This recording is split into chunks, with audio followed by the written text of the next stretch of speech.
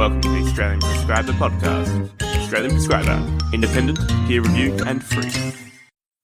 My name is Ashley Broomfield, and I'm here with Professor Nicholas Kex, who's a psychiatrist at the Centre for Mental Health and Education and Research, who works at Belmont Hospital and also at Monash University. Welcome, Nicholas. Thank you. I love this article that you wrote for Australian Prescriber, mostly because we don't often read articles about stopping medications. And so I thought it was a really, really useful article in terms of being really clear about when it's useful to consider stopping a medication, when it's useful to consider switching a medication, and at what circumstances you may need psychiatrist input. So thank you for writing this article for us. Oh, Ashley, that's very, very kind of you. It also is, may I say, a somewhat courageous article. Some of your listeners may remember that colleagues and I wrote an article on stopping and switching antidepressants. In many ways, that's a much easier task and very, very commonly appropriate. With antipsychotics, it's far more challenging. The problem is that if antipsychotics are stopped or switched in patients with serious psychotic illnesses, there is the possibility of relapse, and that can have very drastic consequences indeed. So there has to be very, very good judgment, very careful consideration, and if at all possible, specialist referral and advice. There are some circumstances which are far less serious than others, but again, that requires significant knowledge of exactly what the clinician is dealing with. One of the sentences in the first paragraphs is, it's worthwhile seeking specialist input into this. And perhaps a couple of years ago it would have been much harder for primary care clinicians to do that. But these days with telehealth, it's becoming increasingly much easier to get psychiatrist input into issues like this. I'm interested when you said that there can be a rebound psychosis, which is much more severe than before treatment. This is particularly relevant for an antipsychotic called Clozapine. Clozapine is by a significant margin the most effective antipsychotic available, and it's most often used in patients who have failed to respond to earlier trials of antipsychotics. Unfortunately, Clozapine has very, very serious adverse effects, and what's more, if ceased, the patient can actually end up worse than they were before they started, with greater level of psychotic symptomatology, often a depressive or manic symptomatology.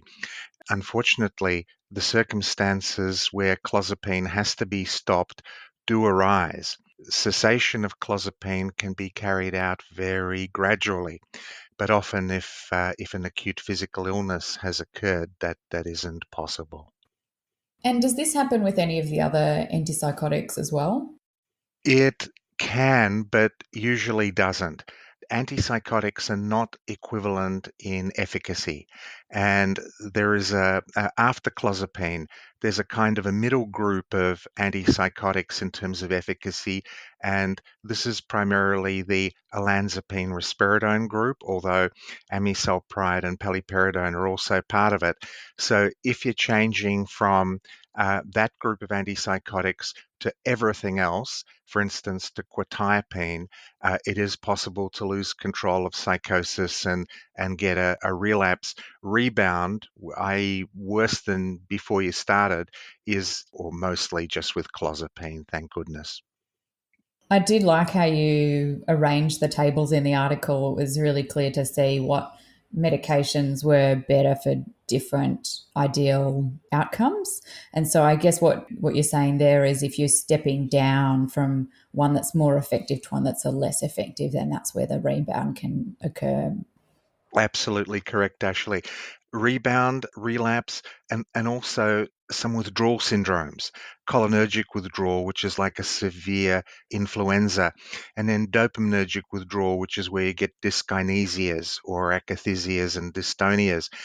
Now, there are 23 antipsychotics available in Australia from memory, and The only commonality between them is that they have antipsychotic efficacy. Otherwise, they're a very diverse group of drugs. Hence, in Table 3 of the article, there are major generalizations about which drugs are more or less linked to particular effects. It's not absolutely reliable as a guide, but it is indicative. So, the kinds of patients that you've suggested in the article would be reasonable for stopping use without the oversight of a psychiatrist per se is in a clinical situation which is lower risk. For example, somebody who's it's augmented their severe anxiety or severe depression or used as in off-label use, such as for sleep. And in those situations, you recommend that it could be worthwhile stopping them without too much of a problem. You also said that you may need to stop antipsychotics over months rather than, days or weeks. Do we need to be mindful of slow reduction, or can we tend to stop these relatively abruptly? The common circumstance which GPs might see would be where a patient is on, say, 25 milligrams of quetiapine for middle and terminal insomnia. Now, if you're on 25 milligrams of quetiapine, there's no problem whatsoever just stopping that.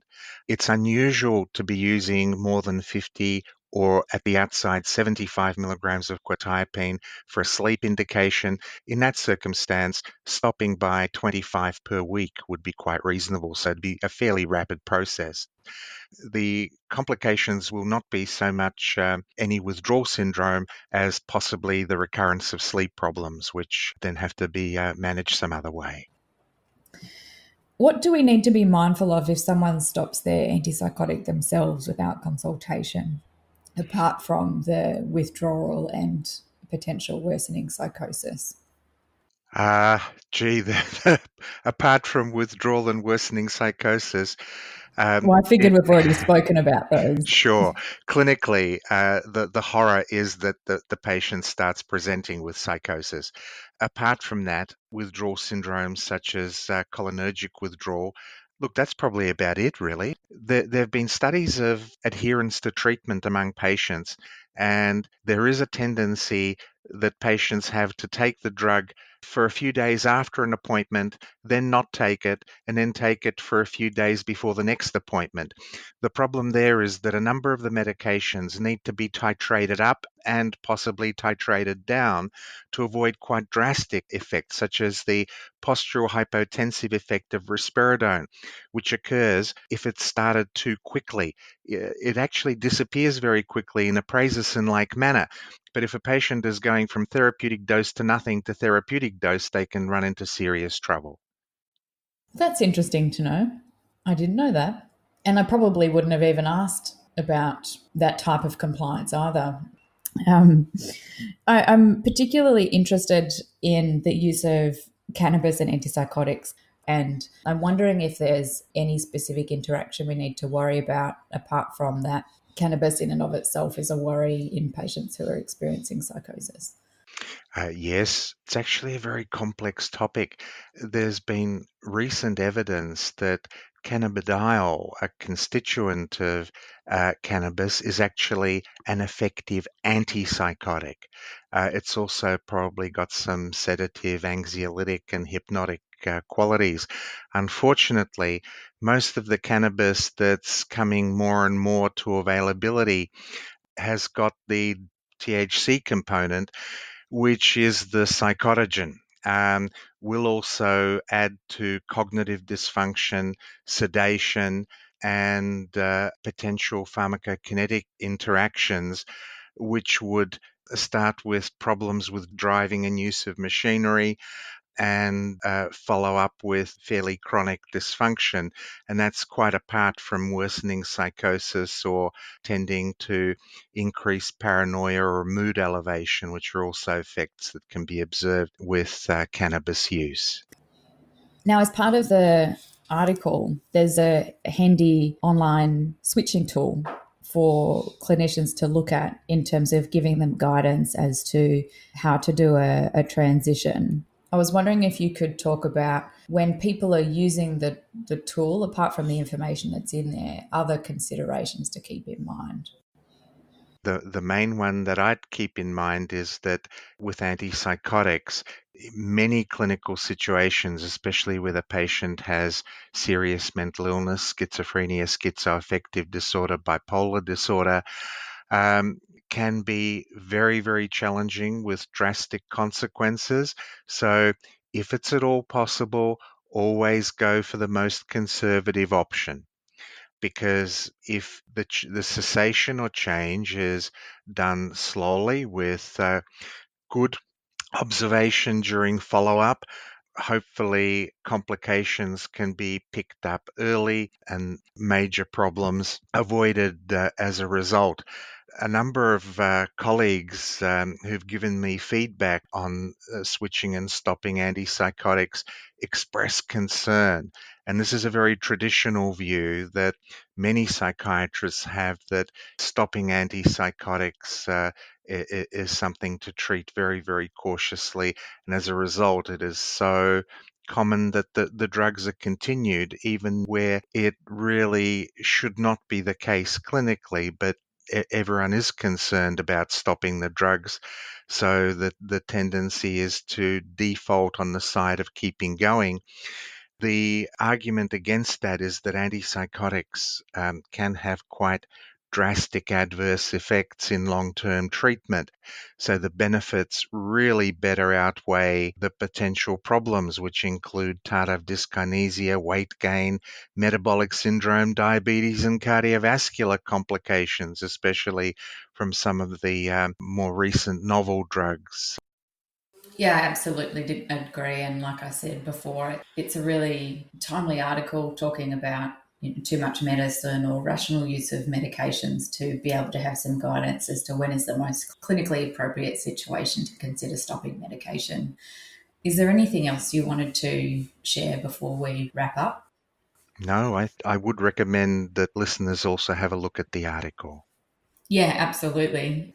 Thank you so much for coming on. I really appreciate it. Nice to work with you. Thank you very, very much indeed then.